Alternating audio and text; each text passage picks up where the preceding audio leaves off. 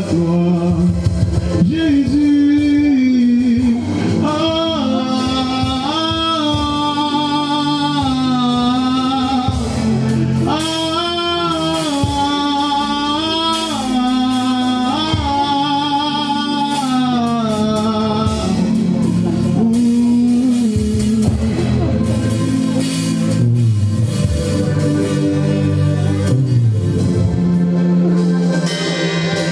je ne sais pas si vous arrivez à sentir ce que je sens. Je sens une forte présence sur ma tête. L'homme de Dieu a déclenché une atmosphère incroyable. Le frère Bright, par l'adoration, a déclenché une atmosphère incroyable. Je vous dis la vérité, Dieu est là. Je vous dis la vérité, Dieu est là. Dieu est là. Dieu est là. Le roi est là. Il est dans ce lieu. Nous ne pouvons pas savourer la présence du Dieu assis. C'est lui simplement qui est assis sur son trône.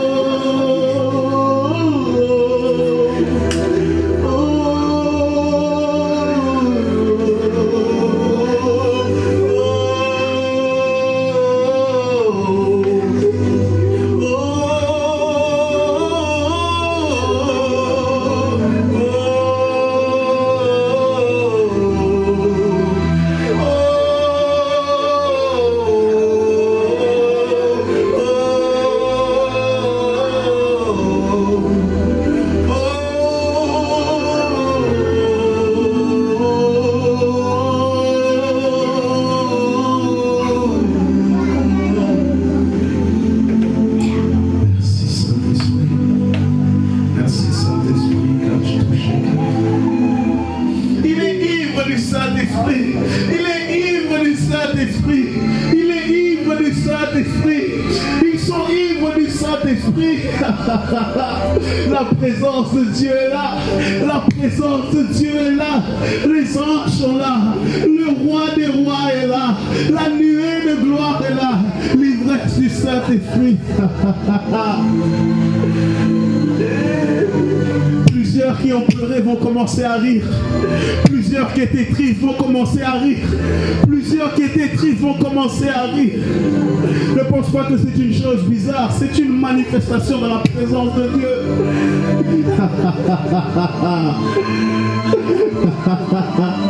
Ça commence. Ça commence. Ça commence. Ah, Dieu ne m'a jamais menti. Dieu ne m'a jamais menti. Dieu ne m'a jamais menti. Dieu ne m'a jamais menti. Dieu ne m'a jamais menti. Oh, la sœur commence à être touchée. La sœur commence à être touchée.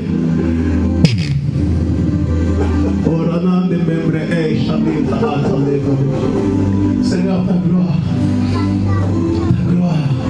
Ta gloire en ce lieu. Ta gloire en ce lieu. Ta gloire en ce lieu, terrasse. Ta gloire en ce lieu, terrasse. N'essayez pas de résister. La présence de Dieu est forte.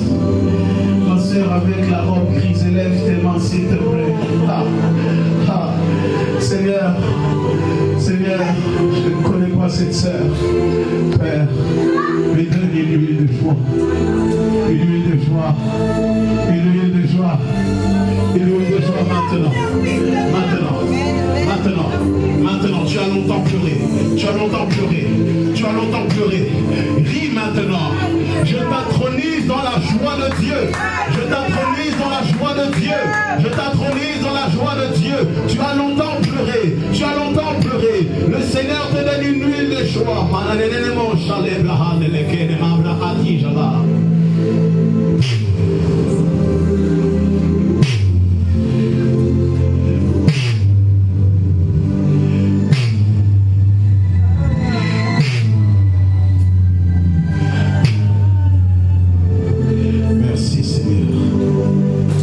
Ce n'est pas des joies de tristesse, mais des joies de larmes.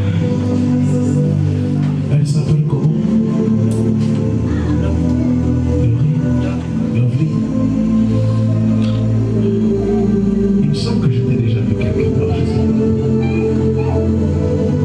Dieu me dit qu'il t'aime. Il me dit de te dire qu'il ne regarde pas tes erreurs. Il me dit même que tu as été longtemps culpabilisé à cause de tes erreurs du passé. Dieu me dit qu'il t'aime. Dieu me dit qu'il t'aime. Il t'aime. Sois conscient de son amour. Regarde-moi. Sois conscient de son amour. Peu importe ce que les gens ont pu dire. Ça te parle. Peu importe ce que les gens ont pu dire. L'amour de Dieu n'a pas été enlevé. Ramenez-la s'il vous plaît.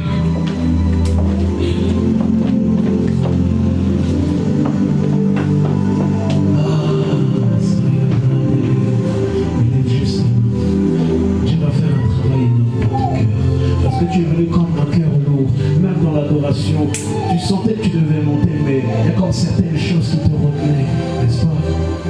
Père, je prie maintenant pour le cœur de ta fille. Je prie au nom de Jésus. Restaure, Père. Restaure maintenant. Restaure maintenant. Restaure maintenant. Restaure maintenant. Et Dieu me dit que les gens qui se sont moqués de toi, dans peu de temps, ils te demanderont des conseils.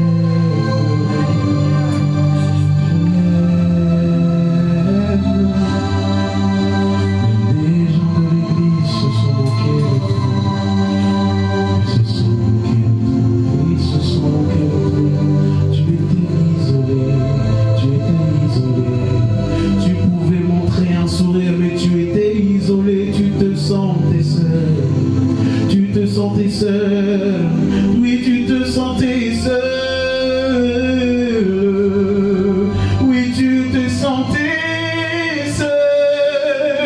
Mais maintenant Dieu, oui, te restaure.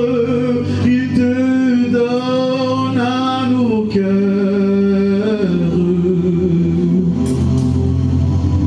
Père, merci pour la vie de ta fille. Merci pour le travail que tu fais. Au nom de Jésus. Amen. Alléluia. Beaucoup de choses vont vous ouvrir les clés si vous gardez ce cœur d'enfant. Je me souviens un jour, j'ai prié pour un malade. Dieu m'a donné une forte onction pour la guérison. Et j'ai prié pour un malade. Ce malade-là avait comme son genou, je ne sais plus comment il était, il boitait d'une manière très, très sale. Il ne parlait pas français, j'ai dû parler anglais à mon niveau.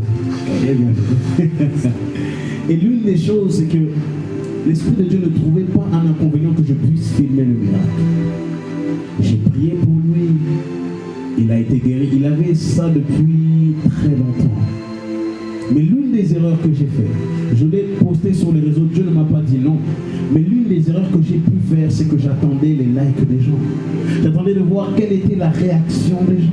Et à un moment, j'ai senti dans mon cœur quelque chose qui n'allait pas. J'ai dit, mais Seigneur, je n'ai pas péché. Je ne suis pas tombé dans les péchés que je faisais autrefois. Je n'ai pas fait X, A, B. Et j'ai senti l'orgueil qui est venu comme de manière, comme un serpent. Ouais, le serpent est un peu... Et il arrive, ce truc. J'ai senti l'orgueil comme ça. Je me suis repenti. Et j'ai dit, Seigneur, plus jamais de ma vie je ne ferai ça. Poster les miracles n'est pas un problème. Parce que Dieu veut manifester sa gloire. Mais comme notre frère a dit, quelles sont les motivations de notre cœur? Cela date d'il y a maintenant presque 2 ans ou 1 an et demi. Pourtant, je priais pour les malades étaient guéris. Les miracles étaient authentiques. Mais à cet instant-là, Dieu voulait me tester. Et Dieu te testera toujours de ce qu'il t'a donné. Et tout à l'heure, Dieu relâchera beaucoup de choses. Dieu relâchera énormément de choses. Mais la question que je vais te poser, qu'est-ce que tu feras après de cela? Je ne suis même pas encore dans mon message. Mais je continue un peu dans le message de notre frère. Les motivations doivent être importantes. Pourquoi tu chantes? Pourquoi tu prêches? Pourquoi veux-tu mettre une belle tenue? Veux-tu être adulé des hommes? Adulé des femmes? Je me souviens dans l'église où je suis, il y a quelques années en arrière, je pouvais dégainer des costumes 5 pièces, 10 pièces. Je m'habillais d'une manière, oh God. Mais j'ai remarqué une chose, à la différence de maintenant. C'est que lorsque je mettais ces habits, je voulais montrer aux gens que j'étais bien habillé. Maintenant, je peux mettre ces mêmes genres de costumes. Cela ne me dérange pas. Pourquoi? Parce que Dieu a fait un travail en amont dans mon cœur. Je peux mettre un costume à 1 million d'euros, cela restera un tissu. Amen.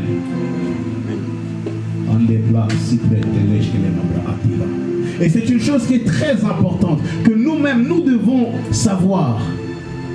Nous pouvons mettre un bon vêtement, nous pouvons avoir une très belle voiture, mais quelle est la motivation de ton cœur?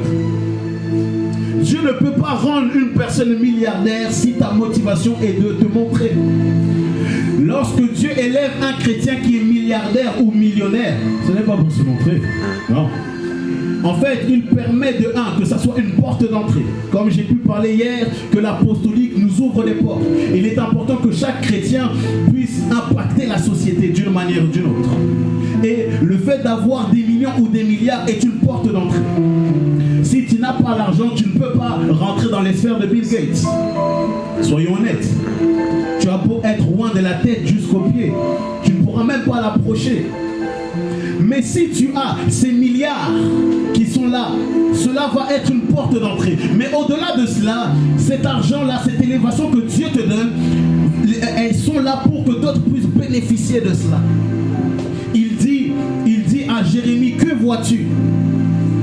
Et Jérémie dit que je vois une branche d'amandier. J'étais au téléphone avec un mentor à moi, un homme de Dieu, un prophète. Nous étions en train d'échanger, de méditer. Et j'ai eu une réflexion par rapport à cela. Qu'un arbre a besoin d'être enraciné. Une tige ne peut pas être là sans l'arbre et la racine. Et la tige est là, elle est simplement l'émetteur afin que la personne puisse bénéficier du fruit ou de la fleur. Lorsque vous regardez les abeilles, lorsqu'elles prennent du pollen, il faut qu'il y ait une racine en dessous. Il faut qu'il puisse avoir une certaine tige. Lorsque même nous puissions bénéficier des fruits de la mangue ou d'autres fruits, nous avons besoin que la racine soit là, que l'arbre soit là, que la branche soit là et que nous puissions savourer le fruit, excusez-moi. L'arbre représente Christ. La branche nous représente. Quand vous regardez, je vais même faire une autre parabole que l'Esprit de Dieu m'a révélée. L'arbre représente ta destinée principale. La Bible dit dans Psaume, tu tiens mes destinées entre tes mains. Et la chose est que nous avons une destinée principale. Mais au-delà de cela, tu as plusieurs destinées. Et j'étais avec une personne que j'apprécie énormément.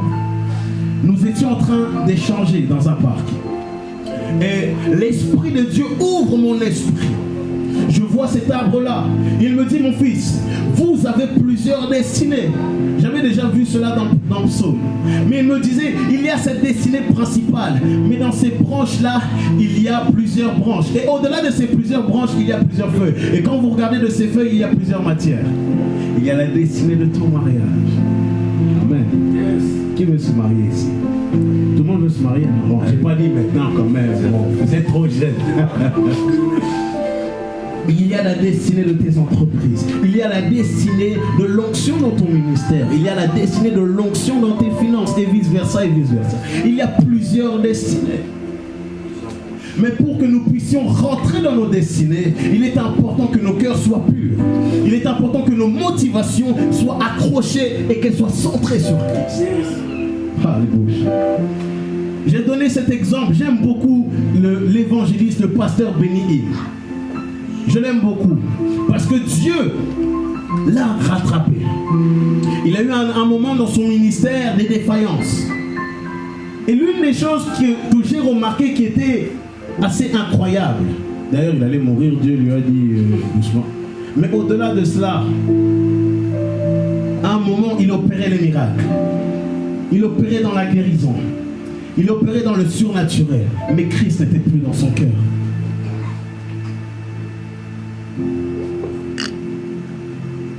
Christ n'était plus dans son cœur. La motivation n'était plus de glorifier Christ. D'ailleurs, même il dit dans son parcours, il n'avait plus d'intimité avec Dieu. Je ne rentre pas encore dans mon message. J'introduis seulement. Et c'est très important que nos cœurs soient focalisés sur Christ. En toute chose. Tu peux monter une entreprise, mais il faut que cette entreprise ait pour base la parole de Dieu. Christ, encore une fois, notre frère nous l'a dit. Il est important que même dans nos vêtements, comment nous nous habillons, est-ce que nous allons glorifier Christ? Je suis dans une église où les sœurs mettent des robes. Et j'étais avec un frère et nous étions, en fait on était derrière et il y avait des sœurs qui étaient face à nous. Et l'une des choses c'est que les sœurs avaient mis des robes très serrées. C'était très gênant. Non, je veux dire la vérité, c'était vraiment très gênant. Et donc, lorsque tu regardes, quand je regarde Bright, je peux voir mes sœurs qui sont là. Donc, c'est le premier regard, qui n'est pas de la convoitise. C'est, on va dire, si je peux dire, l'observation, ce que tu vois, le visuel. Et moi, j'étais gêné, j'ai vu ça. Et il y a un frère qui était là, il a vu, il a regardé comme ça, et en plus, il a dit, il a osé dire un gros mot à l'église. Mais, au travers de cela, j'ai pu comprendre qu'il est important que sœurs et frères, messieurs, que lorsque nous nous habillons, que nous reflétons Christ, car nous pouvons être une occasion de chute. Moi, par exemple, j'ai un corps qui est assez, voilà, je ne peux pas me permettre de certains pantalons. Sinon, je vais être une occasion de chute. Mais c'est très important de glorifier Christ en toutes choses. Que lorsque nous nous habillons, est-ce que je glorifie Christ? Ma sœur, il y a des habits qu'il y a dans ton armoire, n'ose pas mettre ça. Après, tu vas commencer à te dire, mais pourquoi les gars ne font que de me regarder? Là, ce n'est pas à cause de l'onction qui est attirée, ils sont attirés par la matière. Ah oui, non, je veux parler, nous sommes grands, n'est-ce pas? Même frère, il y a des t-shirts là, il faut arrêter. Tu sais que tu es barang, mais tu mets ça comme ça. Il faut arrêter. Parce que des fois, nous pouvons être des occasions de chute sans même le savoir. Une personne a un problème avec un péché. Ah, je me souviens, un frère avait un problème avec un certain péché que je ne vais pas énumérer. Et il a vu une certaine sœur, il est retombé dans ce péché-là. À cause de cette sœur. Je ne blâme pas les sœurs, attention. Mais cela veut dire que dans tout ce que nous faisons, nous devons mettre Christ au centre. Amen. Même lorsque nous jouons au piano, cela ne doit pas être pour nous glorifier, mais pour glorifier Christ. Parce que mon pianiste que j'aime beaucoup, maestro, j'honore ton onction davantage, il nous permet d'être un booster.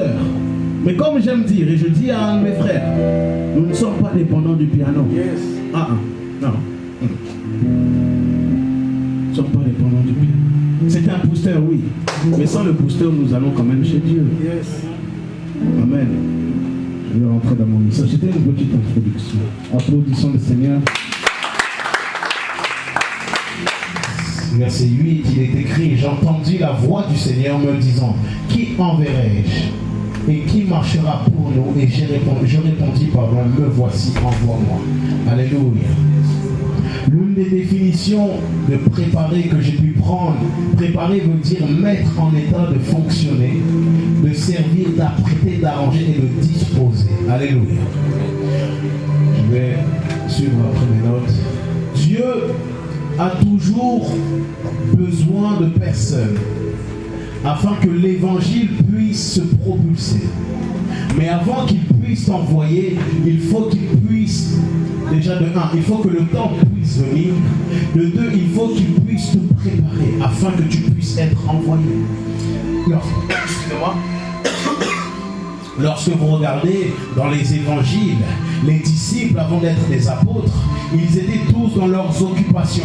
Mais il y eut un temps bien précis dans leur vie où Dieu a permis qu'ils puissent être formés et après être utilisés. Alléluia. Vous savez, relâcher l'onction, c'est très bien. Prêcher, c'est très bien. Mais de 1, il est important de savoir quel est ton temps.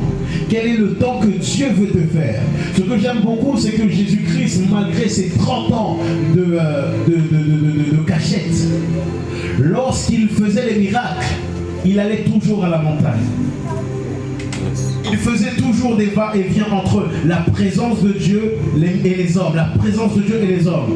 Et lorsque nous regardons bien dans les 4 évangiles, il opérait les miracles, mais toujours il allait chercher Dieu à double. Il se cachait davantage. Et j'ai compris que dans le ministère, avant d'être dans le ministère à plein temps, avant d'être exposé de tous, Dieu te fera sortir, mais il te fera rentrer en même temps. C'est pour ça, pour ceux qui vont venir, pour ceux qui vont prêcher demain, ne te dis pas parce qu'on t'invite quelque part que c'est ton temps. Vous savez, l'onction est simplement une manifestation. Mais l'onction est simplement là, plutôt je veux dire, l'onction est là, et elle se manifeste en public. Mais en privé, elle a besoin d'être rechargée. Vous savez, si tu ne recharges pas l'onction de Dieu qui est sur ta vie, tu mourras.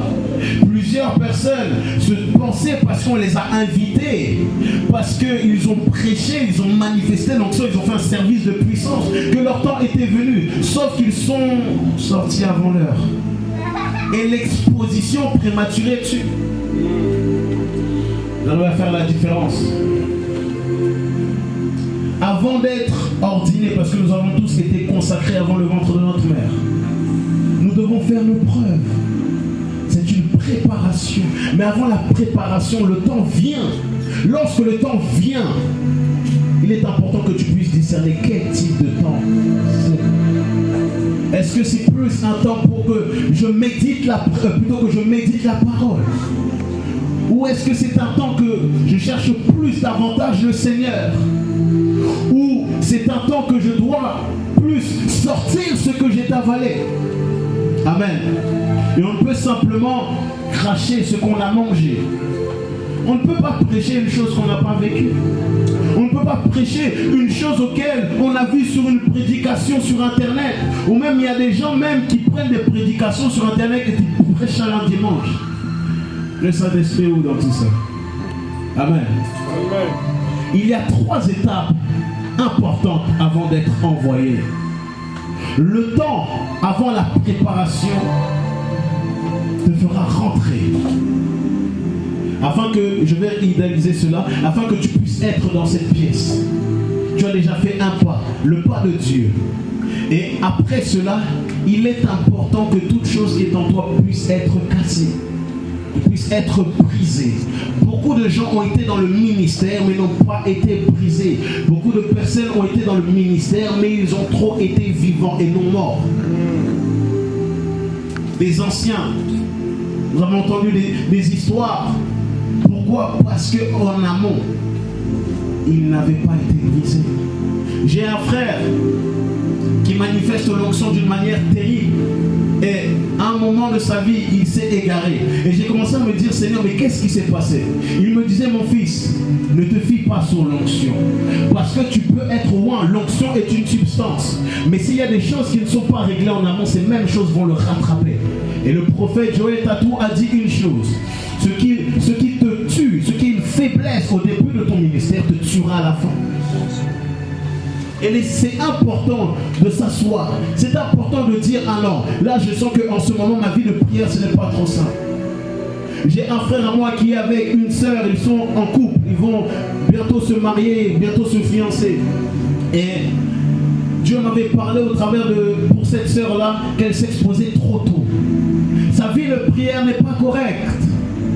Elle est bancale. Mais lorsque tu fais des lives sur Instagram, sache que tu es face à des esprits. Ah oui, ah oui. Beaucoup aiment enseigner, sont des prédicateurs de Facebook, de Instagram, mais n'ont pas la vie qu'ils mènent en privé. Et je sais de quoi je parle. À des moments, il y a quelques années en arrière, dans l'église où je suis, je pouvais être là, mais je sentais qu'il y avait quelque chose qui manquait. Je mettais comme des masques. Et j'ai compris que le masque ne sert à rien. Il est plus dur de paraître que d'être. Christ n'a pas voulu être là pour paraître, il était lui-même. Yes. Pierre a voulu paraître, mais d'ailleurs c'était même trop difficile. Peu de temps après, il a donné Christ. Mais pour dire que il faut être ce que nous devons être. Il est important que nous puissions être sincères avec nous et dire, j'ai besoin de prendre du temps de m'asseoir. J'ai besoin de délivrance. Vous savez, nous pouvons même prêcher. Je vais vous choquer. On peut prêcher, manifester l'onction, mais il y a un esprit en nous. Oui, oui. Parce que lorsque tu es baptisé, c'est ton esprit qui est changé par ton âme. Et ton âme est comme un disque dur et tu as besoin de le nettoyer. Comment le nettoyer? Par la parole de Dieu, par la présence de Dieu, par le jeûne, par l'adoration et tout ce qui s'en va dessus. Et moi j'étais choqué. Mon père me racontait des histoires. Mon père spirituel. Je me disais, hey, mais comment ça se fait? Et c'est là où j'ai compris que ton esprit est changé, mais ton âme non. Et c'est important de la rééduquer tous les jours. Tous les jours. Tous les jours. Tous les jours. On peut avoir des moments où on est plus faible, ou des fois ça peut arriver, on a la flemme de prier. Ça peut arriver, nous sommes des hommes. Mais que cette flemme-là ne devienne pas une habitude. Parce que si tu laisses une habitude quelque part, le diable va te dévorer tout. Amen. Une autre, la définition du point, du temps est cette chose. Point repérable dans une succession par référence à un avant et à un après. Quel est ton avant, comme j'ai pu dire, et quel est ton après? Le temps, lorsque le temps de Dieu vient, nous devons voir la différence. Lorsque le temps de Dieu est là, nous devons voir que c'était un aventurier avec les cerfs, mais bizarrement, il a changé. Je sais de quoi je parle. Oui, je sais de quoi je parle. Bizarrement, il était là à droite, à gauche, mais il est calme, il est posé. Nous devons voir un avant et un après. Je ne dis pas que tu seras parfait, parfaite, non. Mais nous devons voir une référence, plutôt une différence entre maintenant, plutôt entre il y a quelques temps et maintenant. Quelle est la différence entre aujourd'hui et hier? La différence ne se manifeste pas par rapport à l'onction. Samson était loin, mais c'était un impudique. Et Samson a eu plus d'impact de sa mort que de son vivant.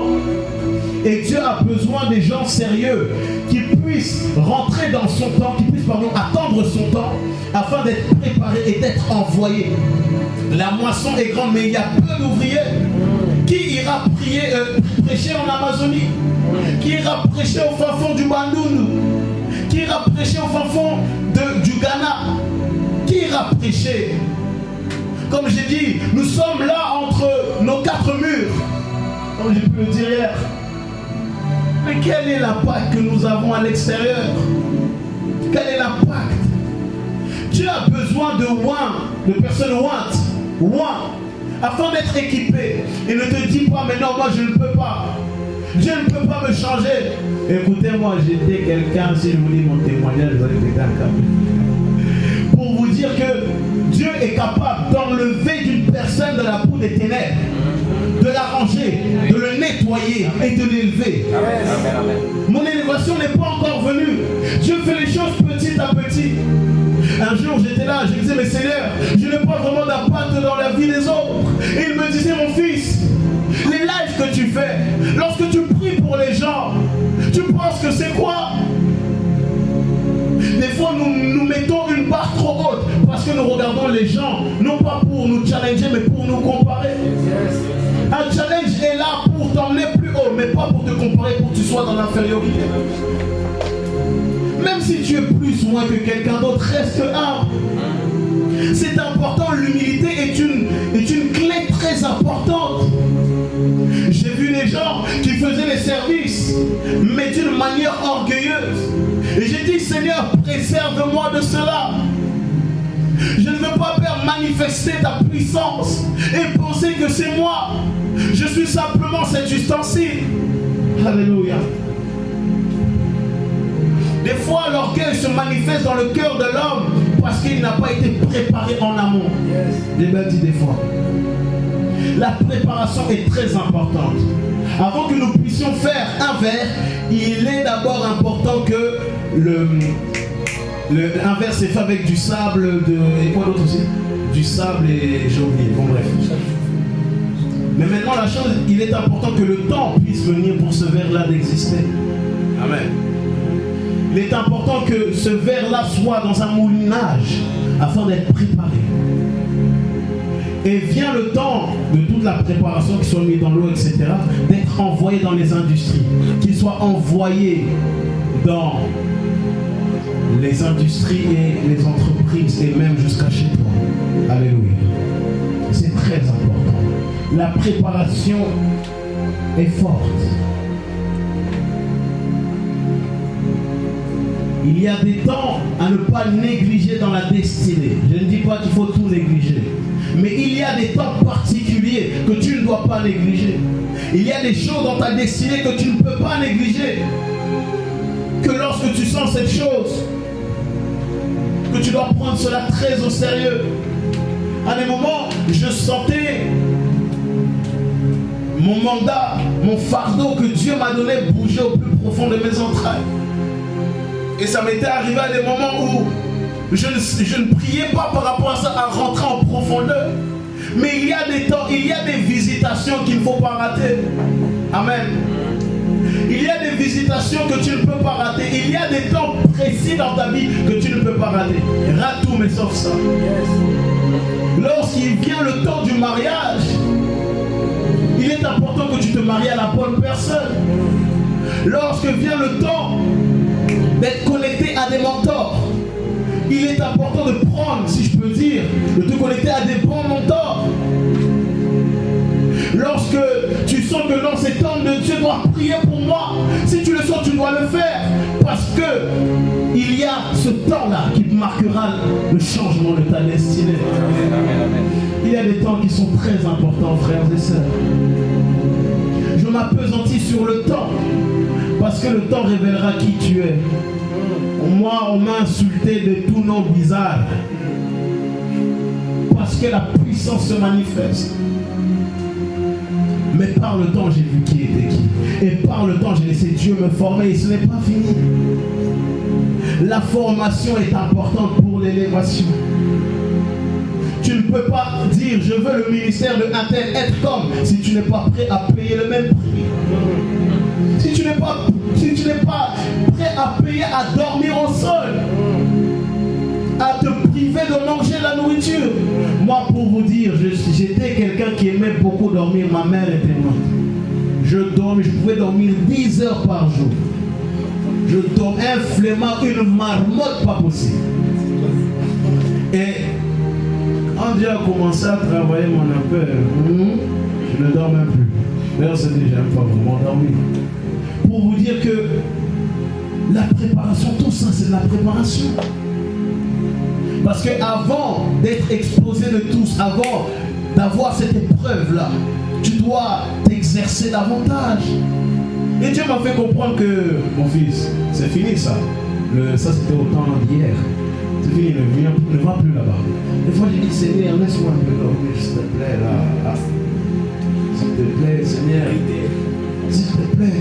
Mais il me fait comprendre que tu es un sacrifice vivant. Tu ne peux pas. Tu ne peux pas te négliger. Oui, j'ai fait des erreurs. Oui. Et j'en ferai parce que je suis humain. Mais au travers de toi et de moi, il y a des gens qui doivent boire de cette source-là. Ne néglige pas ton passé. Que ton passé ne soit pas un sac sur toi. Mais prends-le comme un pont. J'ai dit dernièrement, ton passé n'est pas là pour te casser, mais il est là comme un pont. De t'emmener vers ta destinée. Parce que lorsque l'orgueil voudra venir, tu te souviendras que ton passé, tu marches dessus. Et que c'est ton passé qui t'a emmené vers ta destinée. J'ai fait des erreurs. J'encourage plusieurs à ne pas faire les mêmes erreurs que moi. J'ai perdu énormément de temps parce que j'avais personne à côté de moi. Mais Dieu, s'il te place une personne à côté de toi, écoute-la. Parce que de ces expériences, tu prendras de la sagesse. De ces expériences, tu iras plus vite que cette personne-là. Alléluia. Il y a des temps dans la vie des personnes que je prends énumérées dans la Bible, je vais lui donner certains exemples. Il y a eu un temps particulier pour Anne. Lorsqu'elle cherchait l'Éternel pour avoir Samuel. Elle était là dans le temple, ivre de la présence de Dieu. Et le prêtre Élie disait, mais oh, Dieu est ivre à cette heure-ci. Mais elle avait simplement soif de Dieu. La soif de Dieu t'emmènera toujours dans les temps précis de Dieu. Lorsque tu as toujours soif, peu importe le temps important ou pas, tu seras toujours là. Lorsque nous fixons des heures de rendez-vous, par exemple 22h30 tous les jours, l'ange qui doit te visiter est toujours là en avance. Mais toi tu arrives toujours en retard. Je vous dis ça, mais moi-même je les prêche. Je ne dis pas qu'à vous. Vous voyez un peu. C'est très important. Parce qu'il y a des temps de visitation que ça va changer ta destinée. Yes. À plusieurs reprises, j'ai vu le Seigneur en vision. J'ai vu le Seigneur, je contemplais sa gloire. Mais je me demandais, mais si là je vivais une vie de péché, il n'aurait pas pu me visiter. Le péché est simplement là. Il te fait fuir. Plutôt tu n'es pas agréable à Dieu. Mais son amour vers toi, il est toujours là. Mais parce que Dieu est un Dieu de principe, il ne peut pas, il est comme ça. Il est comme ça. Et c'est très important que tu puisses réaliser les temps de toute ta vie. Et n'attends pas des temps particuliers en disant là je me consacre un peu. Non.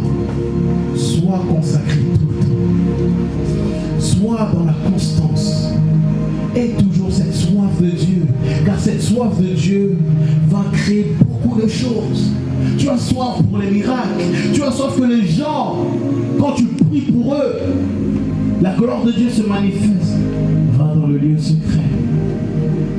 Va dans le lieu secret. Je me posais des questions, mais comment ça se fait, Seigneur? Les gens ils prient comme ça pour les malades et ils sont guéris. On fait comprendre, va dans la présence. Et dans la présence de Dieu, Dieu t'équipe. Des fois, tu ne sens rien, mais tu sais et tu es conscient qu'il est là. Des fois, nous marchons trop l'église du 21e siècle par les sensations. Ah, si je sens le feu dans l'œil de Dieu est là. Si je sens une l'ivresse comme Mohamed, je sens qu'il est là. Si je sens le vent, je sais qu'il est là. Mais tu es conscient de ton cerveau qui est là, mais pourtant tu ne le vois pas. Dieu ne va pas forcément visiter tout le monde de la même manière. D'ailleurs, il nous visite même par des hommes. Mais ce n'est pas tout le monde qui a la grâce de voir Christ face à face. Ce n'est pas tout le monde qui a la grâce de voir un ange face à face physiquement. Chacun a sa grâce. Mais si tu as cette grâce-là, ne va pas être orgueilleux. C'est très important. La mère de Samson, il eut un temps où l'ange l'a visité afin que son fils puisse être là. Mais regardez, Samson n'a pas pu discerner les temps importants de sa vie. Lorsqu'il y avait, parce que la Bible nous dit qu'avant d'être avec Delilah, il était déjà en relation avec une Philistine. Philistine, on dit ça. Et en gros, elle lui a brisé le cœur. Et il avait une haine. Frères et sœurs, si un frère ose ou une sœur briser votre cœur, n'ayez pas la haine contre les hommes. Je ne sais pas pourquoi je dis ça. N'ayez pas la haine contre les sœurs. Parce que ce n'est pas parce que tu as une déception amoureuse ou tu as une déception quelque part qu'il faut haïr les hommes ou les femmes. Ce n'est pas parce que tu as été, plutôt tes parents t'haïssent qu'il faut haïr les parents des autres. Ce n'est pas parce que tu as vécu une chose qu'il faut la faire vivre à quelqu'un. Et comme on dit, un blessé blesse, mais par la présence de Dieu, les blessures pas. Amen.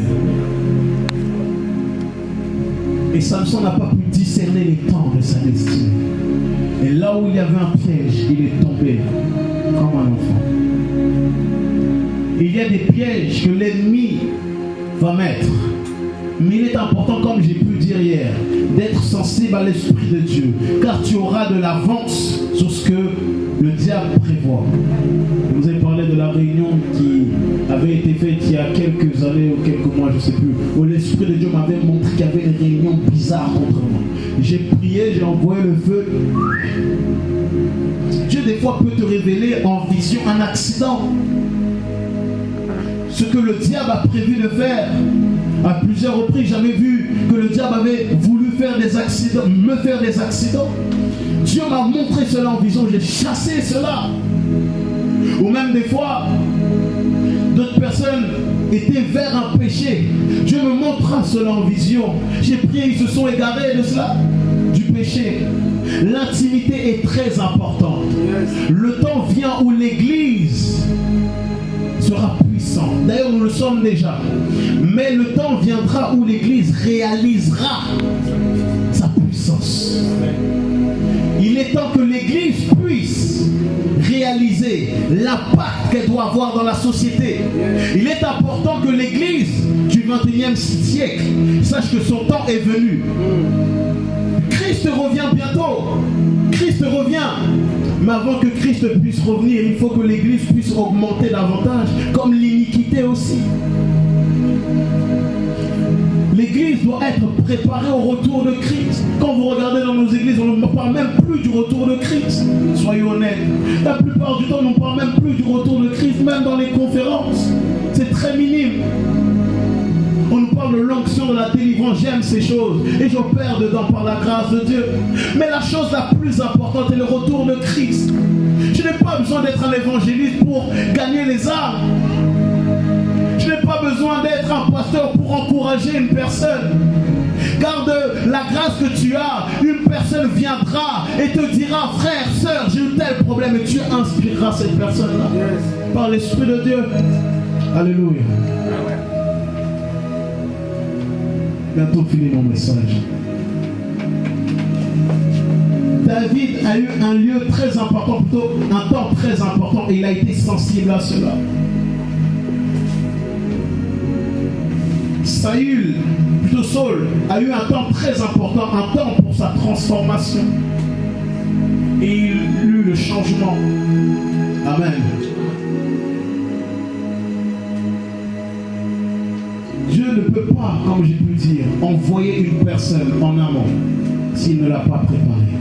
C'est impossible.